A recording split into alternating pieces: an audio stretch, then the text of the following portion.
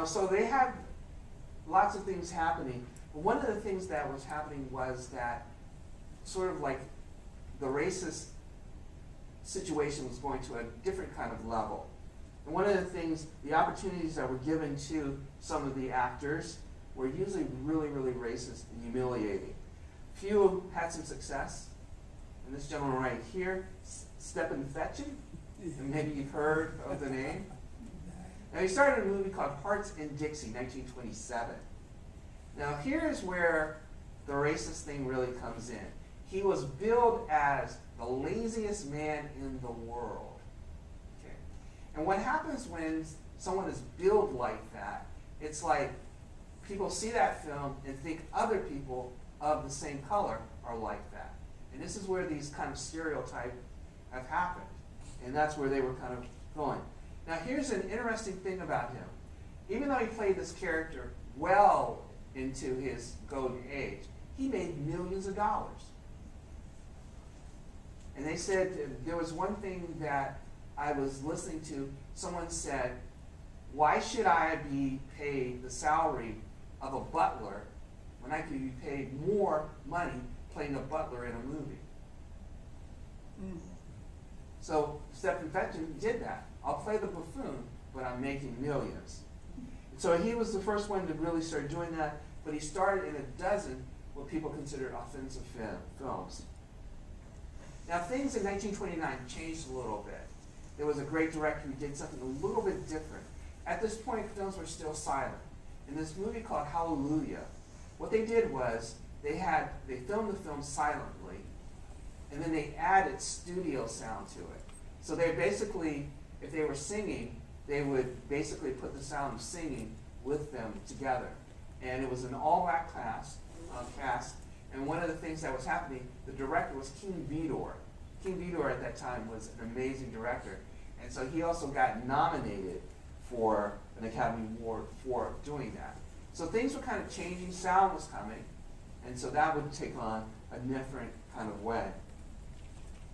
Now, if you're looking to the 30s, going into the 30s, there was things that were still kind of happening that the African American actors actually were being offered roles that reflected social perceptions and limited occupational opportunities.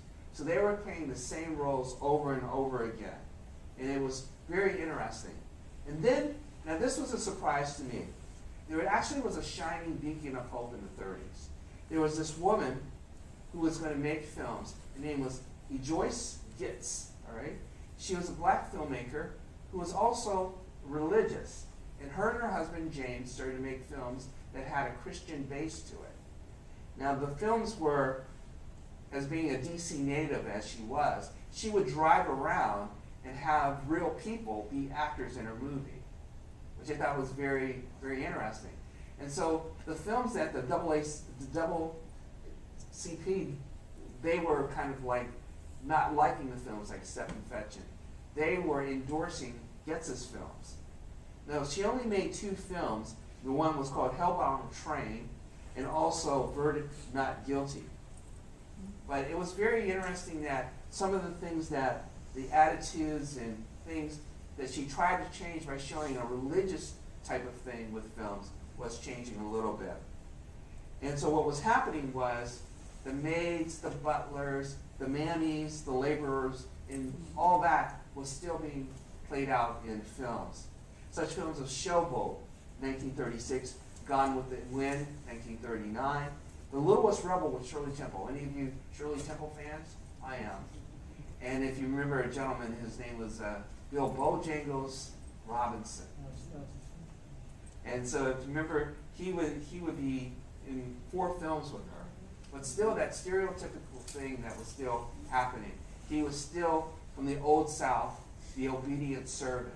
And so a lot of people were having a lot of trouble with that. But some people were getting recognition. And in 1940, Hattie McDaniels, who starred in Gone with the Wind, was the first African American to win an Oscar, supporting actress Oscar, in the film. And you know, one other note, she was the first African American ever invited to the actual ceremony. So she got a chance to sit there and actually accept her award. So that was one of the great things that was happening. Now, as we're moving to the 1940s and going into the 50s, moviegoers began to see a shift in what was happening with the African American actors. One of the things, they were being written and portrayed in mainstream with a little bit of a different thing that was going on. And one of the factors is the NDoubleACP started to meet with Hollywood. They said, we want to meet with you and sort of change what's going on with the stereotypes in these films. So what they did was they were going to meet with Hollywood. They went to the studios. 1942, they had representatives of the local NAACP meet with executives of the studio. And of course, with what they wanted to do was change the perception. Could they do it? How would they do it? And just not relying on the traditional stereotypes. What they wanted to do, I thought was kind of interesting. Not only did they want to change it in front of the camera, they also wanted to see African Americans working behind the camera. And so thing was going on and that would happen. Well, what's going on is that the range of roles still available to African Americans largely remain limited to what they called mixed race movies. And some of those were happening. And what they were doing, they were producing films that had musicals. So what was going on was Duke Ellington, Nat King Cole, they were doing movies centered around them. So there would be some dancing, there would be some singing, a little bit of acting. So that was one of the ways that Hollywood was trying to do it. Stormy Weather, has anybody ever seen Stormy Weather? Lena Horne? Oh, she's amazing, she's amazing. And he had Cabin in the Sky, 1943, a lot of movies that were a lot of fun. Then Lena Horne becomes the first African American actress to actually get a contract, a long-term contract, which was unheard of from MGM. So it would do that. And as we move into the 50s, some other films would be doing Carmen Jones with Dorothy Dandridge. And so they had St. Louis Blues, Porky and Bess, which is a great movie. And also the diversity in a lot of things were actually just continue to change.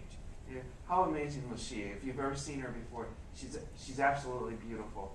And was one of the first actresses to actually be nominated for a Best Actress Award by the Oscars. So lots of things were trying to change. And one of the things that were trying to change was the relationships of some of the black actors with some of the white actors. Because once you saw the butler, the maid, they just showed up in a film. You knew nothing about them. So in the 50s, they were changing that. They wanted to give a backstory to the characters. So a lot of the African American actors and actresses were getting what they call backstories. We would know something a little bit about them, not them just standing there, to know a little bit more about them. In one of the movies, 1958, The Defiant Ones, with Sidney Poitier and Tony Curtis, they played prison convicts who were on the run, and they had to rely on each other. So that was one of the first times that you saw two people of different races working together, whatever their situation was going to be. If many of you saw it, I'm not going to give you the ending or what happened, but a very interesting film, and Sidney Poitier was amazing. Now, when you're looking at the continued pleas and demands from the African American organized groups like the NAACP, they're still trying to fight and saying, hey, we got to change what's going on, how people are portrayed in these films. And the growing civil rights movement would bring more changes that were going on. As the 1960s marked sort of a pushback, because if you look at the history of African American films, what always happened was you get a little further and then come back. It's like almost taking 2 steps forward and a half step, then another half step back. So all those things were kind of happening, and they were still trying to fight to get people to understand that. And then in the 60s, some films were coming out, and one of the films was The Learning Tree. And what they were doing, they were showing family involvement, a story surrounded by a family. And in this case, this was actually the first feature film directed by an African American for a major studio. Before, that wasn't happening. They either owned the company and tried to get their own films out, but this was one of the first times that they made the film, and then the studio got it out into theaters. Made by Gordon Parks And if you know Gordon Parks, he did this movie and did one of my favorite movies, 1971 Shaft, and a couple films. But he was just amazing to be able to do that. Now, the actor who would actually have one of the biggest impacts, especially in the 60s, is Sidney Poitier. And you can see that he had different roles going on. This one from Raisin in the Sun, which he was amazing in. And he was one of the, they kind of really utilized his versatility because he could do classic, he could do Shakespeare, he can do all these kind of things. And he was put in a lot of situations where many of the other African American actors and actresses were not given that chance. One of his best performances, like I said, was Raisin in the Sun. And then he would be the first black actor to win an Academy Award for Lilies of the Field in 1963. So he still was really one of those guys that were doing really well in the 60s. He had other movies, hopefully some of you saw that. Guess Who's Coming to Dinner? And In the Heat of the Night. In the Heat of the Night is an interesting film. I actually watched some of it getting ready for this and watched it again. And then there was one situation, and I'm not sure if many of you saw the film that this happened. But in this film, there was one scene that is considered probably one of the most pivotal scenes in films, is that he was playing Detective Virgil Tibbs, and they had gone to find out they were investigating a murder. And he had gone with the police chief to a plantation owner's house. And so what happened was the plantation owner wasn't sure if they were coming, the person got murdered, and they were coming to investigate. And he says, "Are you investigating me?"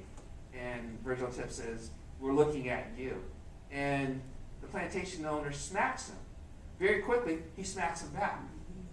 Hardly ever seen in movies that a white man got smacked back after smacking a black man. Now, someone was telling me that the scene was that Sidney Poitier was not supposed to smack him back. It was just reactionary, and they kept it in the film. Now, I'm not completely sure about that, but I think he was very surprised because if you see the film, he's actually crying at the end of the scene. So it's one of those things that's so interesting. And there was a sequel called Mr. Tibbs, but I love that when he says, "Call me Mr. Tibbs," if you've ever seen in the film. He's amazing.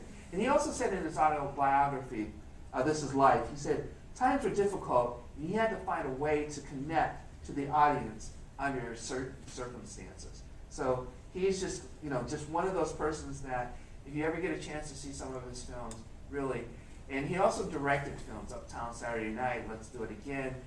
One of the greatest films, I think is probably one of the funniest films I've seen, Stir Crazy. Anybody ever see Stir Crazy with Richard Pryor and Gene Wilder? Oh, good stuff. But he was the director of that and did a great job.